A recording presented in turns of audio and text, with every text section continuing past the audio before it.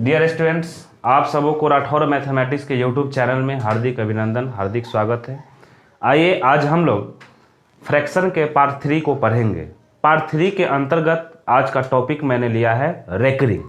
Recurring का हिंदी होता है पुनरावृत्ति या आवृत्ति। इसको ऐसे भी बोल सकते हैं आवृत्ति। कहने का मतलब होता है कोई अंक या संख्या जब बार बार आता है तो उसी को कहते हैं रिपीटेशन नंबर या आवृत्ति संख्या या आवर्त संख्या। कहने का मतलब हो गया जैसे कभी कभी आप देखे होंगे 0.333333 अनंत बार आता है, इसी को कहते हैं आवर्त संख्या, मतलब पुनः बार बार वही संख्या रिपीट होता है। आज हम लोग सीखेंगे कि जब किसी भिन्न में, भिन्न के बारे में आप जानते हैं कि भिन्न वही होता है जो अंश बट्टा हर के रूप में होता है। क्या कहलाता है? भिन्न। जैसे सपोज कीजिए कि हम 1 में 2 से भाग देना चाहते हैं। 1/2 का मतलब होता है कि हम 2 से 1 में भाग देना चाहते हैं। तो बताइए कि ये भाग तो नहीं लगेगा। जब भाग नहीं लगेगा तो जैसा कि आप जानते हैं कि यहाँ 0 देते हैं, यहाँ पर 0 देते हैं। अब दुक्का पहाड़ा 5 बार अगर पढ़िएगा तो 5 दूनी के 10, पूरे कैंसिल हो गया।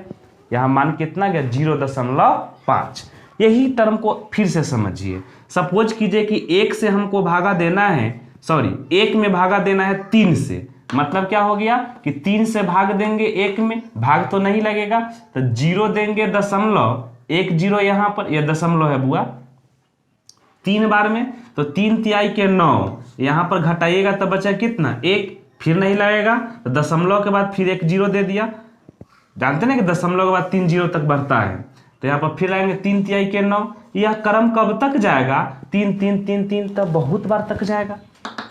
यहां से 2 स्टेप आ गया कि 0 के कुछ स्थान बाद पर कुछ संख्या ऐसी होती है भिन्न, कुछ ऐसी होती है जो पूर्णतः विभाजित हो जाती है, लेकिन कुछ ऐसी भिन्न होती है जो दशमलव के बार बार वही संख्या रिपीट होती है दशमलव के बाद। तो यह देखिए एक केस और होता है, जैसे सपोज कीजिए कि 0, चाहे ऐसे मानिए ना कि 0.1234632, मतलब कि यह संख्या भी बहुत बार आगे तक जा रहा है, लेकिन यह संख्या भी है कि पूरा नहीं कट रहा है। लेकिन तीनों कंडीशन में देखिएगा, तीनों में डिफरेंस है। क्या डिफरेंस है? कि यहाँ दशमलव के कुछ निश्चित स्थान तक पूर्णतः विभाजित हो रहा है, यह दशमलव के बाद निश्चित विभाजित नहीं होता है, अनंत तक जा रहा है, लेकिन कंडीशन है कि एक ही अंक या संख्या बार बार रिपीट कर रहा है। और यहां पर है कि दशमलव के बाद पूर्णतः विभाजित नहीं होती, यह भी अनंत तक जा रही है, लेकिन देखिए 1 है, 2 है, 3 है, 4 है, 6 है, 3 है, 2 है, मतलब जस्ट अगला टर्म जो है रिपीट ना होकर क्या चीज हो जाता है? चेंज हो जाता है। आइए यह तीनों केस के बारे में पुनः फिर से चर्चा कर रहे हैं लिखित रूप में। अब हम लोग तीनों केस के बारे में बारी बारी से चर्चा करते हैं। जैसे कि अगर 0.25 मान लीजिए कि है, तो यह दशमलव के निश्चित स्थान तक पूर्णतः विभाजित हो गया, मतलब कि निश्चित स्थान के बाद यह पूरे खत्म हो गया। तो कहने का मतलब हो गया कि देखिए निश्चित होने के वजह से ऐसी संख्या को हम लोग कहते हैं finite decimal number. Finite decimal number कहने का मतलब होता है कि जो भी फाइनाइट डेसिमल नंबर होता है वह सब के सब रेशनल नंबर होता है। रेशनल नंबर कहने का मतलब क्या चीज होता है बुआ? परिमेय संख्या।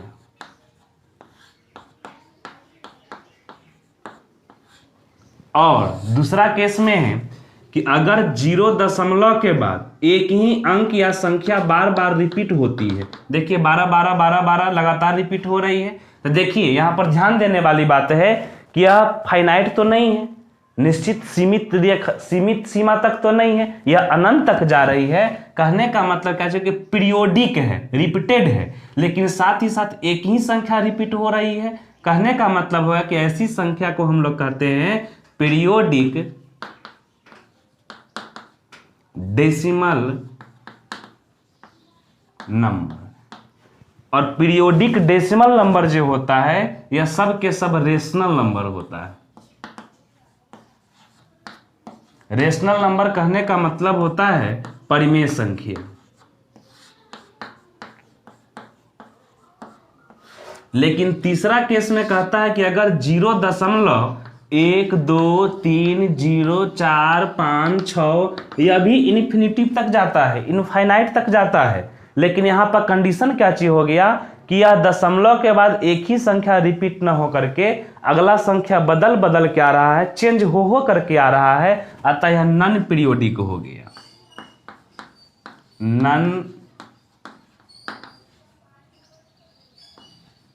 Non periodic infinite number. और non periodic infinite number irrational number होता है। इरेशनल का मतलब होता है अपरिमेय संख्या।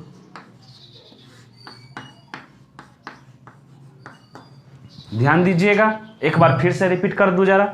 यहां पर ध्यान दीजिएगा, पीरियोडिक जो है, पीरियोडिक यह देखिए अनंत तक है ना, इसलिए यहां पर जोड़ दिए इनफाइनाइट। इनफाइनाइट देखिए, ध्यान से देखिएगा, फिर से रिपीट कर देते हैं।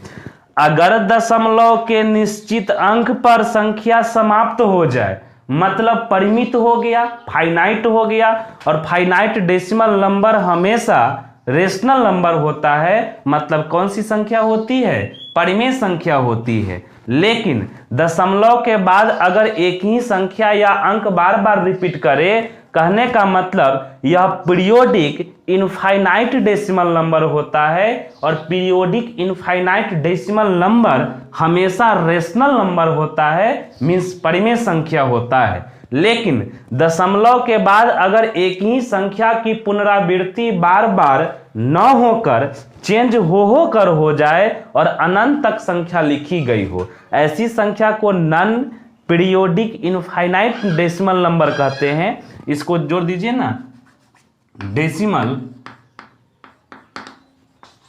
नंबर। और डेसिमल नंबर जो होता है वो इरेशनल नंबर होता है, मींस अपरिमेय संख्या होता है। अब दोनों में डिफरेंस देखते हैं कि कब संख्या परिमेय संख्या होगा और कब कोई संख्या अपरिमेय संख्या होगा। अब ध्यान देंगे, एक नोट है, नोट यही है कि पाई, ई और रूट में ऐसी संख्या जिसका पूरा पूरा मान हमको पता नहीं होता है, वह सब के सब इरेशनल नंबर होता है। क्या होता है बुआ? Irrational number. और इरेशनल नंबर का मतलब होता है अपरिमेय संख्या।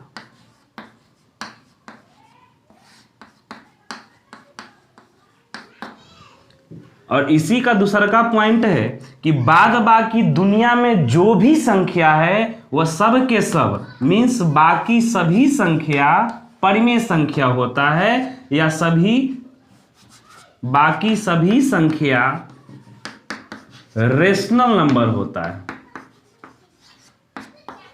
रेशनल नंबर का मतलब क्या चीज हो गया? परिमेय संख्या। लेकिन हमेशा ध्यान दीजिएगा, कंपटीशन एग्जाम के लिए, खास करके ऑब्जेक्टिव कॉम्पिटिटिव एग्जाम के दृष्टि से यह बात हमेशा ध्यान में रखिएगा कि दोनों में डिफरेंस होता है, बहुत भारी डिफरेंस है। और हमेशा ऑब्जेक्टिव एग्जाम में यह क्वेश्चन बार बार आता है कि आप बताइए कि पाई और 22/7 यह दोनों क्या है। बहुत बड़ी अंतर है। आपको शायद लगता होगा कि पाई का मान ही 22/7 है, अतः दोनों एक ही चीज होगा, लेकिन नहीं। हमेशा ध्यान रखिएगा। देखिए बउआ, पाई क्या होता है? अपरिमेय संख्या, मीन्स पाई होता है irrational number. Irrational number, irrational number मतलब क्या चीज? अपरिमेय संख्या। लेकिन 22/7 होता है रेशनल नंबर, या रेशनल नंबर होता है। रेशनल नंबर कहने का मतलब क्या हो गया बुआ? परिमेय संख्या। एक क्वेश्चन यहीं पर ध्यान दीजिएगा, आपके मन में आया होगा कि सर जी 22/7 का मान पाई और पाई का मान तो 22/7 होता है। हाँ, सही बात आपने जाना। लेकिन परिमेय संख्या का डेफिनेशन कहता है कि जो p बट्टा q के रूप में लिखा हो तथा q बराबर 0 के नहीं हो, साथ ही साथ p और q दोनों पूर्णांक संख्या हो, तो ऐसी बट्टा वाला संख्या परिमेय संख्या कहलाता है। देखिए यह p बट्टा q के रूप में है ना, q बराबर 0 भी नहीं है, यह भी पूर्णांक संख्या, यह भी पूर्णांक संख्या, अतः यह क्या चीज हो गया, परिमेय संख्या। आप कहिएगा कि इसी का मान ये वाला ना है। पाई का बहुत सारा मान होता है, जैसे 22/7 भी होता है, 3.14 भी होता है, लेकिन 3.14 पर खत्म नहीं होता है। आप देखेंगे वह 1/4 के बाद बहुत सारा संख्या लिखा होता है, उसके बाद भी डॉट डॉट लिखा हुआ है, मतलब वह संख्या नॉन पीरियोडिक इनफाइनाइट नंबर होता है, जिसके वजह से वह संख्या अपरिमेय संख्या हो जाता है। ठीक ना। आपके मन में आया हो कि सर ई क्या है, ई एक्सपोनेंशियल फंक्शन होता है, इसका एक सर्टेन मान होता है, यह का मान होता है 2.71,828। इसके आगे भी बहुत सारा संख्या है जो नॉन रिपीटेड है, यही वजह है कि क्या होता है, अपरिमेय या इरेशनल नंबर। अब देखेंगे जो अभी पढ़ाया उस पर संबंधित 3 प्रश्न बहुत इंपॉर्टेंट है, जिसकी चर्चा मैं करना चाह रहा हूं। देखिएगा, कहता संत दशमलव, या संत दशमलव से आप कंफ्यूज मत कीजिएगा, संत दशमलव का मतलब होता है फाइनाइट डेसिमल, और फाइनाइट डेसिमल नंबर संख्या डैश होते हैं। अभी बताया ना बुआ कि finite decimal number rational number होता है, मतलब क्या होता है, परिमेय, यानी यह संख्या क्या होता है, परिमेय। स्पष्ट है ना बुआ। और समझिए दूसरा नंबर क्वेश्चन देखिएगा, कहता आवृत्ति अनंत दशमलव संख्या, हिंदी से घबराना नहीं है, आवृत्ति अनंत दशमलव का मतलब होता है, आवृत्ति का मतलब होता है पीरियोडिक, मतलब पीरियोडिक इनफाइनाइट डेसिमल नंबर। अब बताओ जरा आप ही, अभी अभी मैंने पढ़ाया था ना कि पीरियोडिक इनफाइनाइट डेसिमल नंबर क्या होता है, तो पीरियोडिक इनफाइनाइट डेसिमल नंबर हमेशा रेशनल नंबर होता है, मतलब क्या होता है, परिमेय संख्या। याद रखिएगा हमेशा। एक और क्वेश्चन है बुआ, कहता अनावृत, अनावृत का मतलब था नॉन पीरियोडिक, कहता अनावृत अनंत दशमलव संख्या डैश होती है, मतलब इसका अंग्रेजी देखिए बुआ, इसका मतलब होता है नॉन पीरियोडिक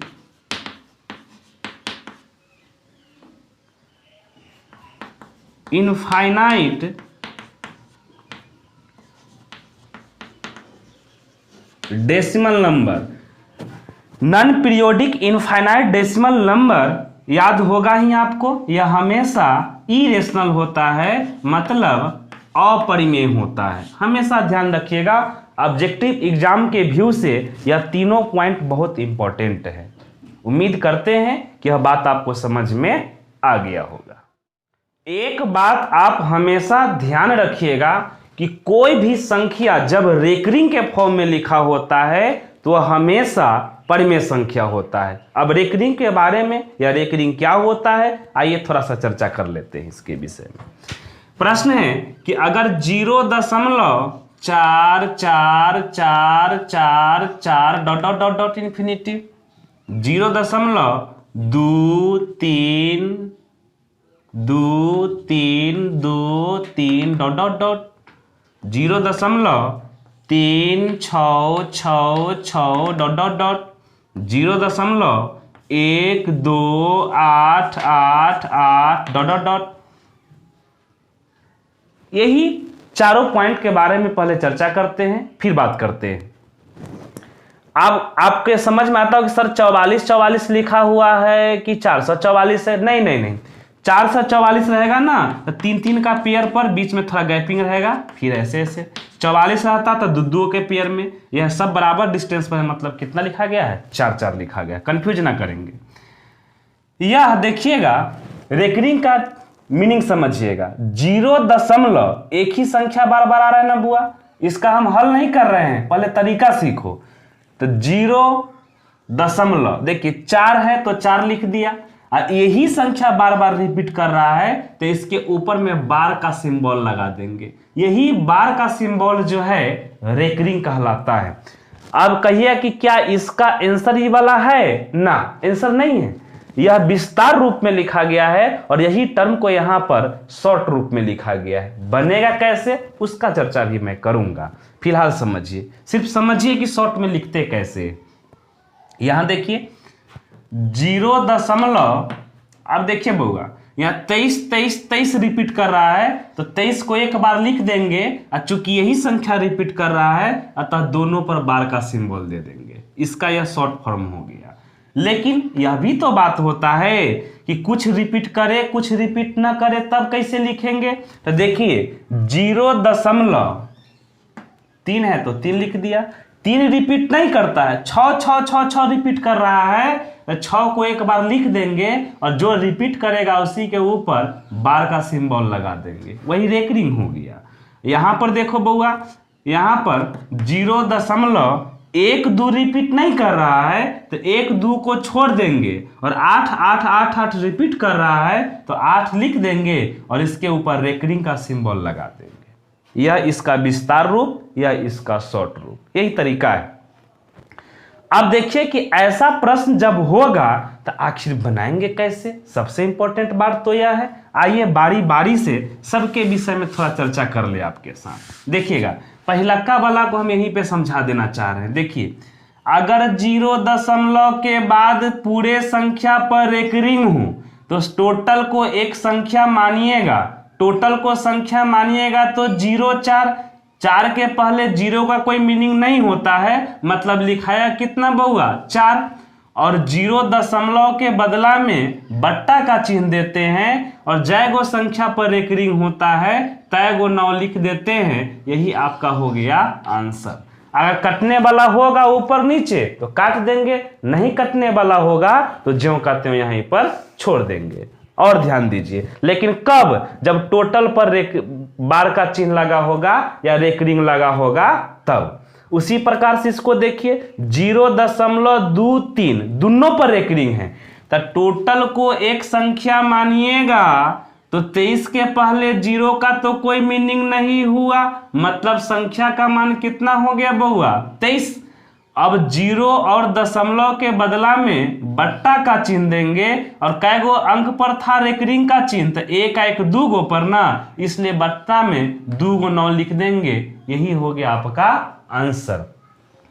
लेकिन प्रश्न कहता है कि सर जी अगर टोटल पर रेकरिंग का सिंबल होगा तब बट्टा में उतना 9 लिख देंगे, लेकिन कुछ संख्या रिपीट करेगा कुछ संख्या रिपीट नहीं करेगा, वैसी स्थिति में क्या करेंगे? तो वही तीसरा नंबर पॉइंट है, ध्यान देंगे।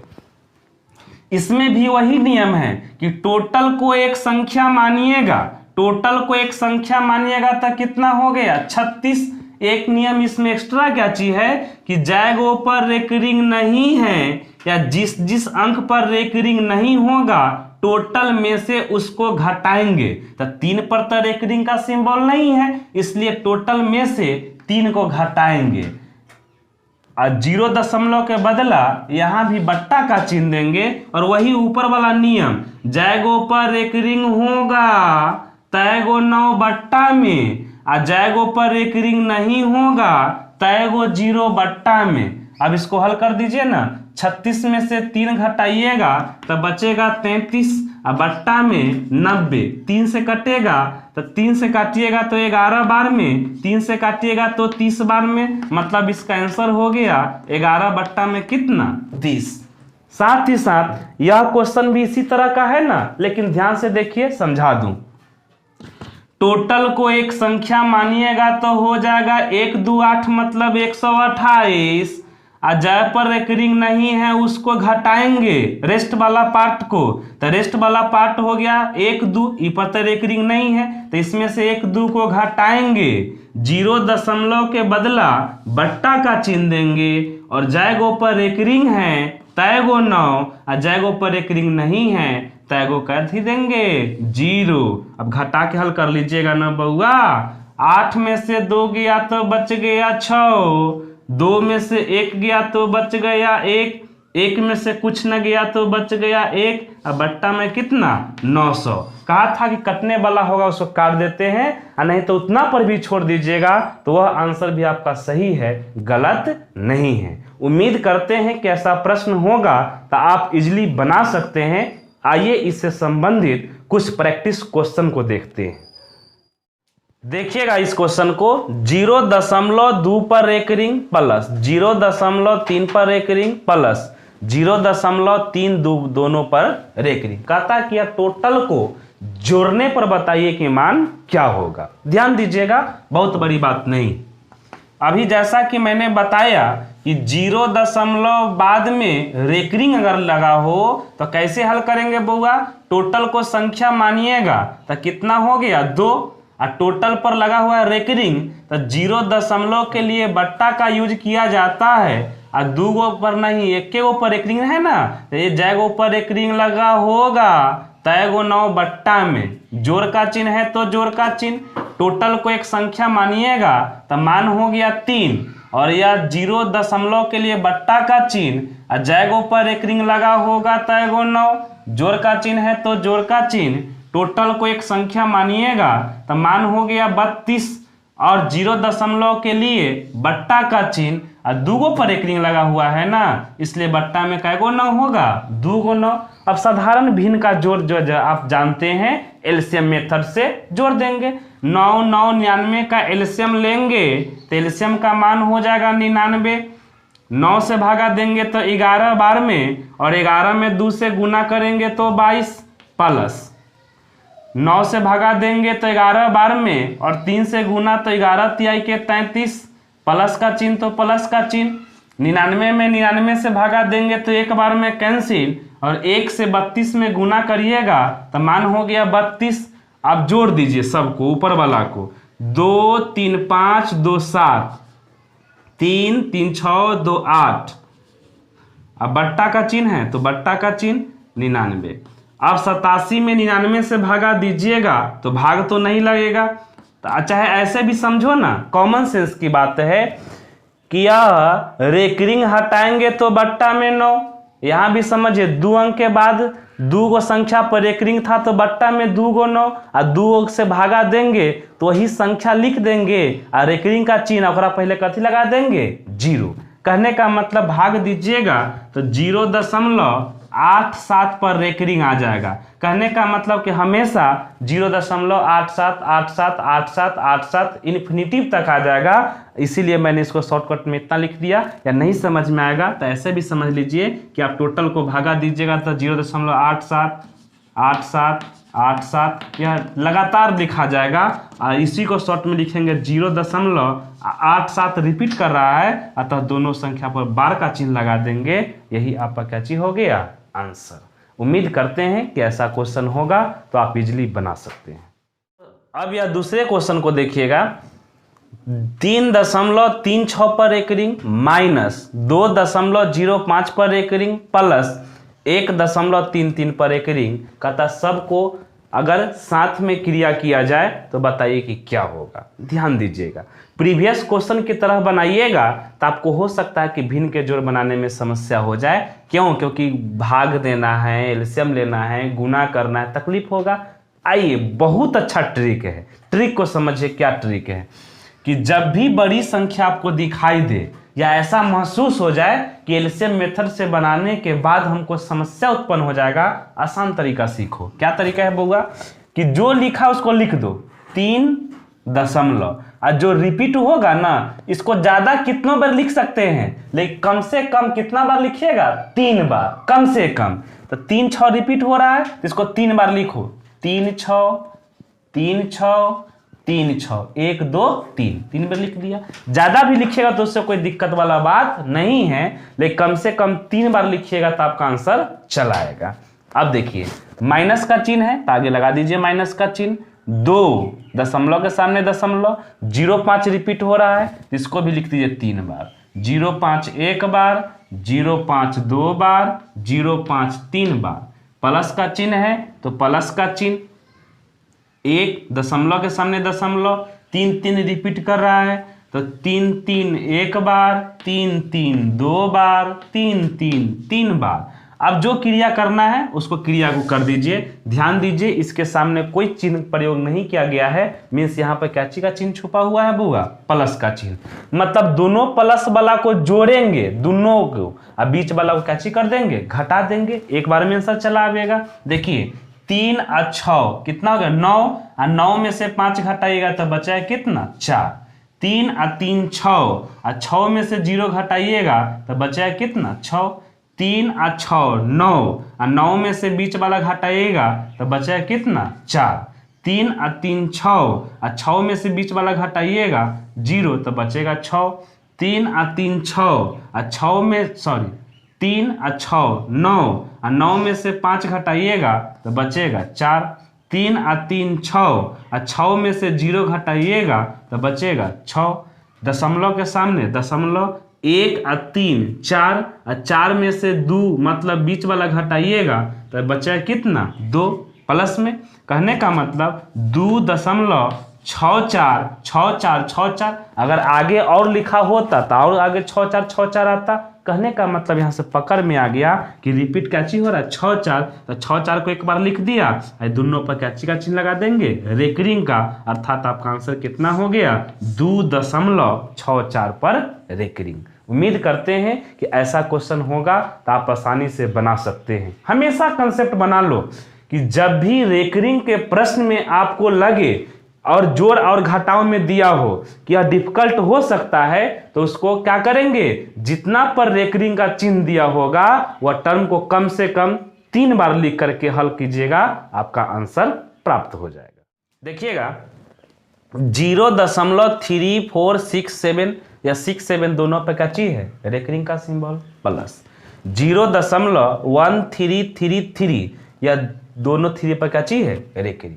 कहता है इसका हल कीजिए कि मतलब योगफल करने पर मान क्या होगा। एलसीएम लेके बनाइएगा तो बहुत भारी समस्या है, क्योंकि जानते हैं कि कुछ संख्या पर रेकरिंग का सिंबल हो, कुछ पर नहीं हो। तो जैगो पर होगा, पहले तो सबको संख्या मानिएगा, उसमें से जैगो पर रेकरिंग नहीं होगा उस संख्या को घटाइएगा, बट्टा जैगो पर रेकरिंग होगा तैगो 9, और जैगो संख्या पर रेकरिंग नहीं तैगो 0 लेकर बनाइएगा। वैसे बनाइएगा एलसीएम लेकर के, तो जोड़ घटाव करने पर, भाग देने पर बहुत बड़ी समस्या होगा। आइए समस्या से बचाते हैं। इससे प्रीवियस क्वेश्चन में मैंने क्या सिखाया कि जब भी डिफिकल्ट लगे और प्रश्न जोड़ या घटाव के रूप में दिया हो तो कम से कम रेकरिंग वाला को 3 बार लिखेंगे। वही कंसेप्ट यहां पर है।